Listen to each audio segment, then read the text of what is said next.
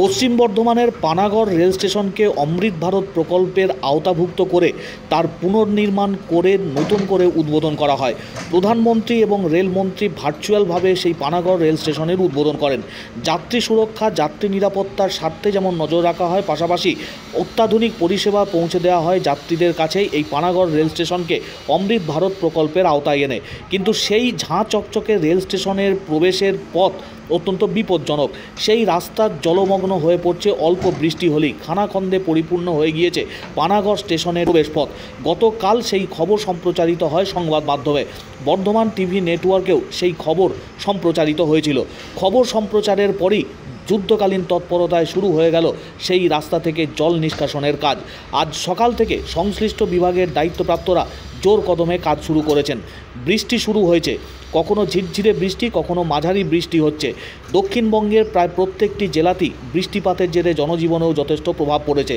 কিন্তু যে পানাগড় রেল স্টেশনকে ঝাঁ চকচকে স্টেশন করে আধুনিকীকরণ করা হয়েছে, অমৃত ভারত প্রকল্পের আওতায় নিয়ে আসা হয়েছে, সেই স্টেশনের প্রবেশপথের সামনেই কেন এই মরণ ফাঁদ, তা নিয়ে গতকাল সংবাদ মাধ্যমে ক্ষোভ উগরে দিয়েছিলেন যাতায়াতকারী নাগরিকরা।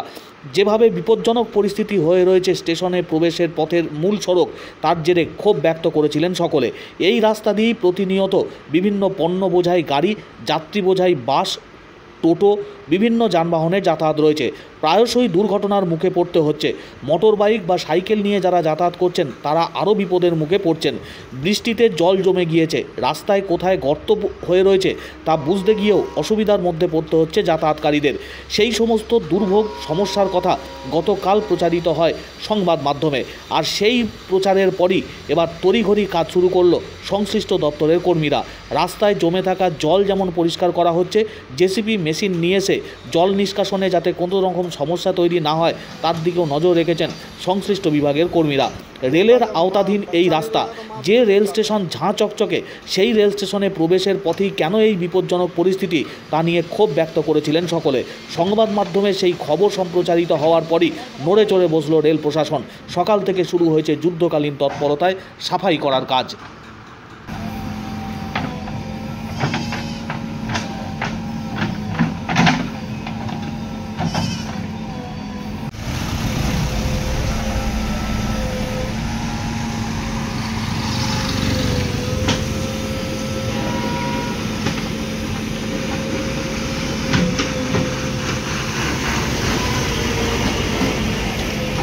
এখন তো মোটামুটি ঠিক আছে।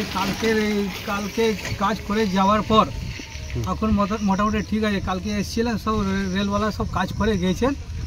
তারপর দেখছি এখন রাস্তার স্থিতি ঠিক আছে। আমার মনে হয় খবরের মাধ্যমেই তাড়াতাড়ি হয়েছে। মোটামুটি ভালোই লাগছে, কাজ করে গিয়েছেন। এখন তো জল সব দেখছি ক্লিয়ার হয়ে গেছে। আরও একটু ভালো হয়ে গেলে রাস্তা ভালো হয়। রাস্তার স্থিতি তো আপনারা দেখতেই পাচ্ছেন।